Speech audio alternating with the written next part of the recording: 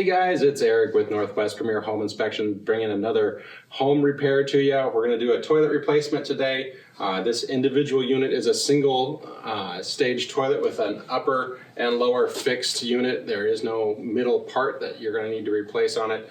But other than that, we'll go through all the main pieces that you're going to need and go through the tools and just build that skill set so that you can feel confident in going in and replacing your own toilet.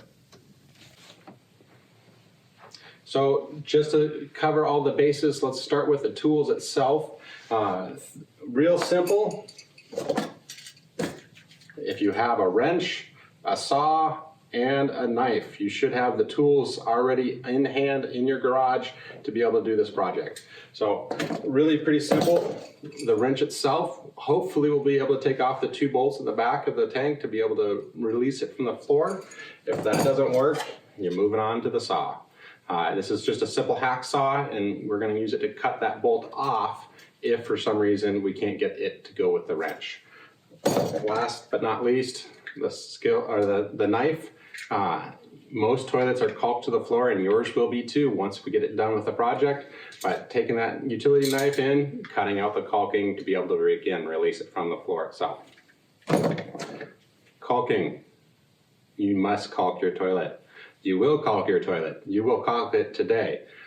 Make sure you get some silicone caulking so that we can secure that toilet down and make sure that water's not getting underneath the toilet from a shower or anywhere else, and making sure that just you get the best seal possible. So guys, we're going to talk about that wax ring that you need to get for the toilet. It's the most important piece of the install. It gets you that bond between the toilet itself and the floor, and make sure that everything going down the toilet goes into the drain versus into your subfloor. So I prefer the Perfect Seal wax ring just because it's a hybrid. It uses both wax and plastic and rubber to make that good seal. It gives you a lot more flexibility when you are trying to replace that toilet and might not do this every day. So most plumbers are going to go ahead and use the standard wax ring. It's a little bit on the cheaper side, about 1/3 the cost, but when you're talking about a part that's under $10, go ahead and pay for the extra security of a better ring itself. The first step before we remove the toilet is to turn off the water itself. You're going to do that at the valve on the left-hand side of the toilet.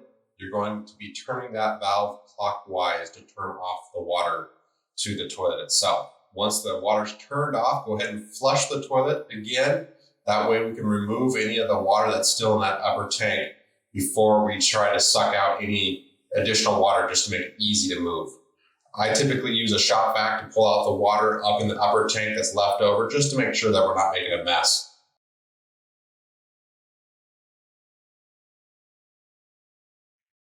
The second step to release this toilet from the floor is to remove the bolt or nut that's securing it to the floor. Most times these can be done with just a simple adjustable wrench, but if for some reason your nut and bolt combo is rusted shut, you will need to take your hacksaw in and cut the bolt nut off from the toilet itself. Hopefully that won't be the case, but that's the backup solution if for some reason it doesn't work. Lefty loosey, righty tighty, going counterclockwise is what's going to work to make that bolt come off.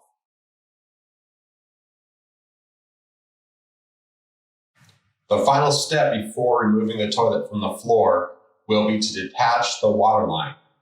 I like to use a cloth to catch any residual water that might be in the hose or coming out of the toilet, just to keep my area nice and clean as I'm working.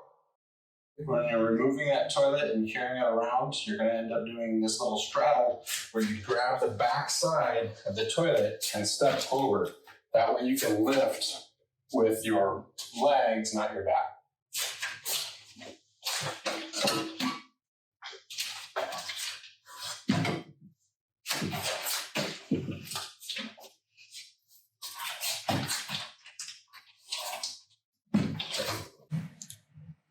Once the toilet has been removed and pushed out of the way, let's take off the old wax ring at the toilet flange. If for some reason you can't find that wax ring, it might be on the base of the toilet. And then go ahead and clean up any residual caulking or wax that you might find on the floor so that we have a good clean seal or workspace to get that sealed when we put the new toilet back in.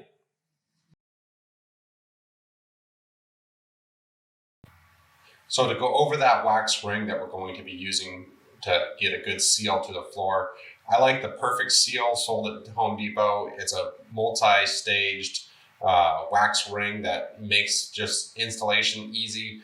The wax itself is hidden below it, so it makes a nice tight seal, but then you have rubber up top. It allows you to move that toilet as needed, and you have an extension in case the toilet is recessed into the floor.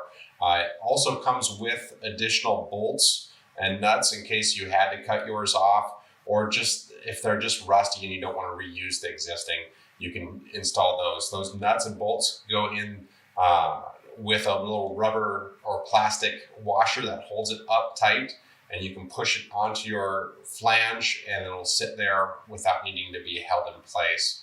Once those are installed, go ahead and grab that wax ring and set it directly over the nuts or the bolts that are sticking up. They'll help secure everything in place. You do not need to put the wax ring to the toilet. You put it to the floor first and then set the toilet onto that rubber gasket with the wax below it. So again, be careful as you're carrying the toilet around to not overstrain your back.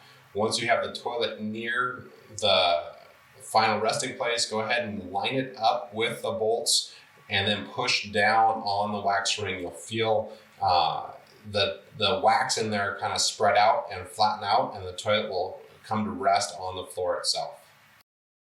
Okay, let's go ahead and install the nuts onto the bolt to secure the toilet to the ground. First, put the plastic piece on, then the washer, then the nut. If you go the other way around, you won't be able to secure the cap that goes over those bolts at the end. So make sure that plastic piece goes at the very bottom. While you're doing this, make sure you're going clockwise and use just that same wrench that we use to take the bolts off. Do not over tighten, as it is porcelain and it can break. After we get the bolts secured on both sides, let's hook up the hose and turn on the water so that we can test for leaks.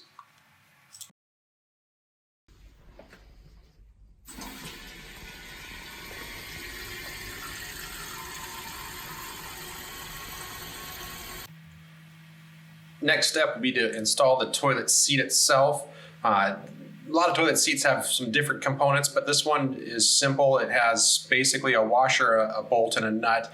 We're going to slide the bolt on through, put it in the toilet, put on the washer, and then slide the nut on in between the bottom of the tank and the nut itself.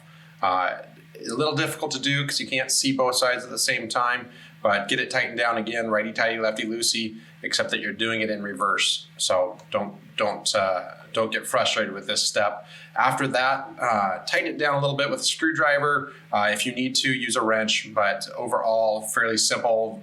You can't do that wrong. Then we're going to move on to using the silicone caulking, where we're going to caulk this toilet to the floor itself. I usually leave the back of the toilet alone. It helps to show if there's moisture coming out.